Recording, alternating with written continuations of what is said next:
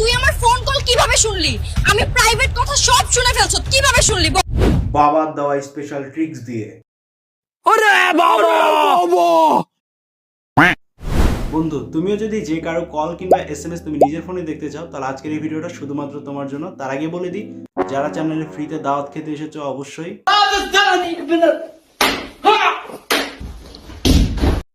Thank you so much.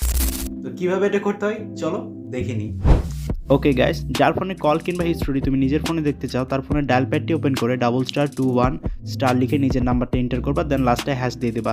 Then enter করলে সাথে সাথে এই সেটিংসটি কমপ্লিট হয়ে যাবে এবং এই মুহূর্ত থেকে তুমি এই ফোনে যতগুলো মেসেজ কিংবা কল আসবে সে সমস্ত কিছু তুমি তোমার ফোনে দেখতে পারবা। আর এটা যেন কোনো খারাপ কাজে ব্যবহার না করা হয়। সেটিংসটি বন্ধ করার জন্য *21# লিখে এন্টার করলে এই সেটিংসটি বন্ধ হয়ে যাবে। তা এক্ষুনি ট্রাই করতে পারো আর আমাকে সাবস্ক্রাইব করতে পারো, কারণ টিজ বাবা মানেই